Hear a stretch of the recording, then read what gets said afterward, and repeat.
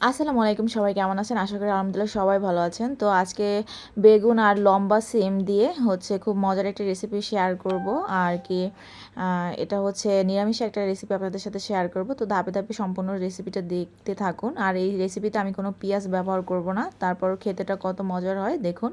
তো বাজারে কিন্তু এখন এই লম্বা সিমগুলো অ্যাভেলেবল আছে। তো আমি এভাবে লম্বাই রাখবো সিমটাকে, আর বেগুনগুলোকেও আমি লম্বা সিমের সাইজই কেটে নিয়েছি। আপনারা চাইলে মাঝখান থেকেও কেটে নিতে পারেন, বাট আমি আর কি যেহেতু সেদ্ধ করব তো লম্বাই রেখেছি। তো এখানে আমি পানি দিয়ে দিয়েছি, এখানে 2 কাপের মতো পানি দিয়ে দিয়েছি, বেশি পানি দেওয়া যাবে না। এবার সিম আর বেগুনগুলোকে আমি সেদ্ধ করে নেব পানির সাথে। আর পানিটাকে অবশ্যই ফেলে দেওয়া যাবে না, সেদ্ধ হয়ে যাবে। সেদ্ধ হওয়ার পরে যদি পানি থাকে সে পানিটাকে আমি একেবারে শুকিয়ে নেব। তো সম্পূর্ণ রেসিপিটা দেখুন আমি ধাপে ধাপে কিভাবে তৈরি করি।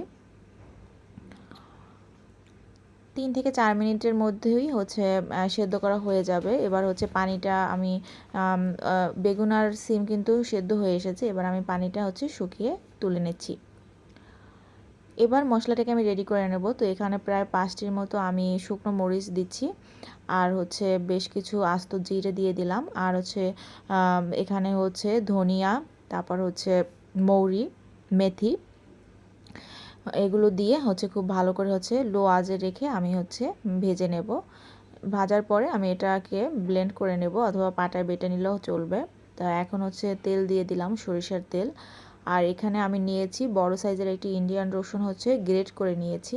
তো এখানে প্রথমে কালো জিরা আর সামান্য একটু আস্ত জিরা দিয়ে দিয়েছি। এখানে গ্রেট করা একটি রসুন দিয়ে দিলাম, আর গ্রেট করা আদা দিয়ে দিচ্ছি। অবশ্যই এভাবে ছোট কুচি কুচি করে গ্রেট করে নেবেন। আর 4-5টি কাঁচামরিচ দিয়ে এবার আদা এবং রসুনটাকে আমি তেলের সাথে খুব সময় নিয়ে ভেজে নেব।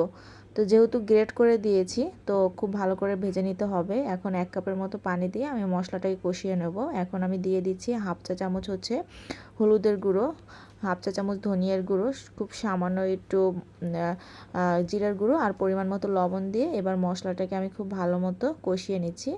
এবার সেদ্ধ করা বেগুন আর সিমগুলো দিয়ে আমি একটু হালকা নেড়ে নিলাম। এবার গুঁড়ো করে রাখা মশলাটাকে দিয়ে একদম ভেজে নেব। আর অবশ্যই এটা একটু মিডিয়াম, চুলা আঁচটাকে মিডিয়ামে রেখে একদম এভাবে মানে তেলের সাথেই ভেজে নিতে হবে। একেবারে ভাজা ভাজা করে ফেলবো, আর নিচ থেকে হালকা লেগে আসে যেন, এভাবে একদম শুকিয়ে ফেলবো। তো দেখুন কালারটা চেঞ্জ না হওয়া পর্যন্ত কিন্তু আমি চুলায় রাখবো। তো সবার লাস্টে একটু ধনিয়া পাতা দিয়ে দিচ্ছি খুব সুন্দর একটা ফ্লেভারের জন্য। আরও আমি 2 থেকে 3 মিনিটের মতো খুব ভালোভাবে শুকিয়ে ফেলবো। তো দেখুন লাস্টে যখন এভাবে শুকানো হয়ে যাবে তখন পানিটা কিন্তু একদম এভাবে শুকিয়ে ফেলতে হবে, তা না হলে কিন্তু স্বাদটা ভালো পাওয়া যাবে না। তো পানিটা শুকানো হয়ে গেছে, এই পর্যায়ে আমি চুলার আঁচটাকে অফ করে দিচ্ছি। আর এই রেসিপিটি অবশ্যই কিন্তু চুলার আঁচটাকে লো আঁচে রেখে তৈরি করে নেবেন। তো ফাইনাল লুকটা দেখুন কতটা সুন্দর হয়েছে, দেখুন কতটা কালারটা কতটা সুন্দর হয়েছে, আর গরম ভাতের সাথে তো জাস্ট জমে যাবে। খুব সুন্দর একটা ফ্লেভার বের হচ্ছে। তো অবশ্যই পেঁয়াজ ছাড়া এভাবে সিম, এখন তো লম্বা সিম পাওয়া যায় অ্যাভেলেবল, যে কোনো সিম দিয়ে এই রেসিপিটি তৈরি করতে পারবেন। কেমন হয়েছে অবশ্যই কমেন্ট করে জানাতে ভুলবেন না। আল্লাহ হাফেজ।